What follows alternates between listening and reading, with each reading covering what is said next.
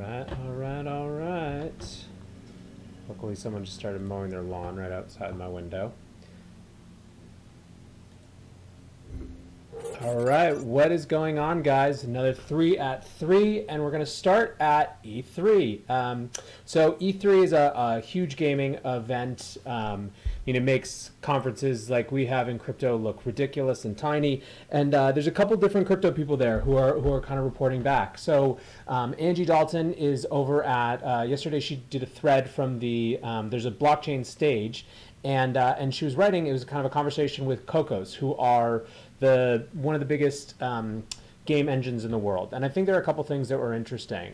First, they're actually testing games in China, and this is a company that has 45% share of games being built on their platform in China. Two, they're using a Cosmos standard because what they care about is the multiple chain thing, right? So this seems to be one of the most important pieces. So anyways, it seems like more than just a fad and something that people are actively talking about there. All right, switching over. Next up, we are looking at video capture device. Why aren't you here? Oh, that's very weird. Hold on. Technical difficulties. Display capture. There we go. Let's move this down and let's start this countdown again. So we are one of the things that's been really exciting to people for I think some time is the idea of oracles, which can bring in data outside of information that's not on the blockchain yet to interact with blockchains in interesting ways. So obviously for a lot of people, the company that they know in this space is Chainlink. And just today, Google posted this blog post about basically how developers could take access to Google's enterprise data warehouse and what it could mean. And so they're actually giving interesting examples. They're talking about prediction markets. They're talking about hedging against blockchain platform risk, so smart contracts that can tell, for example, if the price has gone up and adapt accordingly. So the question is, is this going to actually kick off a whole kind of new era of the development of what smart contracts can do? We've had a long time between when we started talking about these things and when they actually had the chance to live up to their promise, and I feel like this is a pretty interesting moment for that as well. I'm just going to get this next one ready. I think we're at the same thing. We're going to need to get a source. We're going to pull it in. All right. So finally, really interesting. I'm always interested when I see multiple things happening at the same time that kind of that represent a single trend.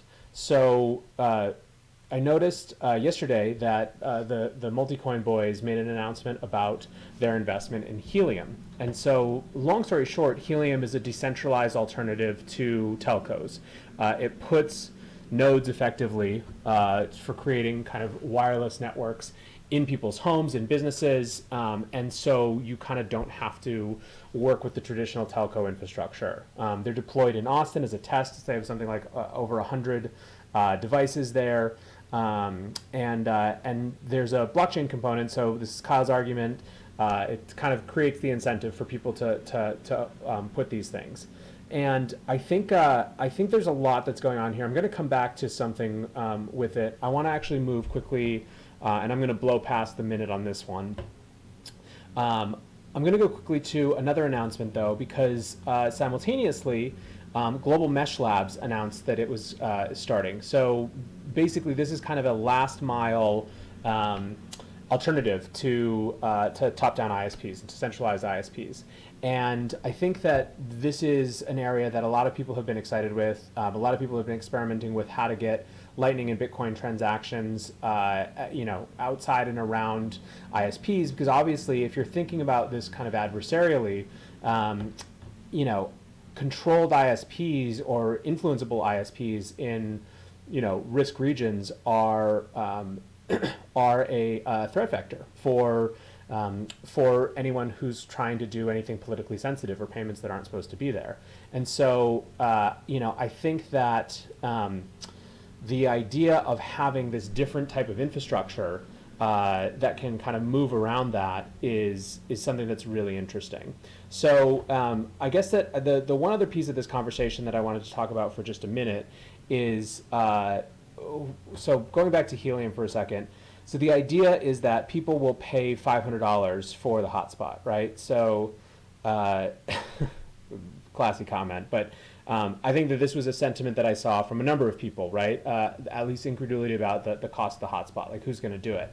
And it brings up an interesting conversation for me. So I think one of the things that crypto investors are by and large a highly analytical group who think in terms of they're kind of financial market type investors. They're not necessarily consumer product style investors. And I think there's a difference because the psychology of how you spend money as a consumer is different than the psychology of how you spend money as an investor. As an investor, what you care about is the return, right? I mean, this is obvious, but at the same time, it's kind of ingrained, right? Like you think in a certain way.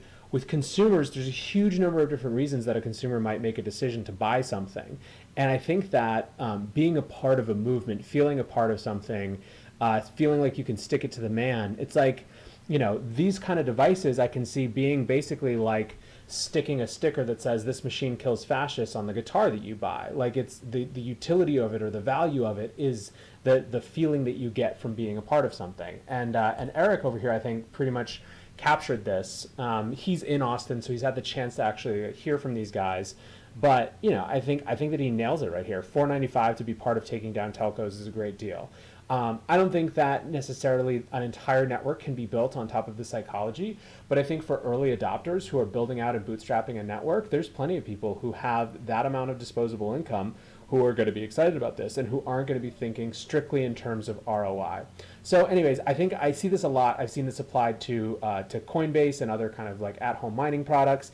And I just don't know. I think that these things have different value to people beyond just strict calculations of financial ROI, and it would be worth considering that as before we jump in to judge whether they're going to be successful or not. Okay, so something that I heard from some folks yesterday was maybe stick around for a little bit of comments or questions, and so I am going to go check to see if we have any. If not, I'll wrap and I will be back tomorrow. Before we jump into judge whether they're going to be successful or not. Okay, so something that I heard from some folks yesterday was maybe stick around for a little bit of. All right, I'm not seeing anything, which is all good. I'll do that each time. I'll check to see if there's anything that's out there that's interesting. And so until tomorrow, guys. Cheers.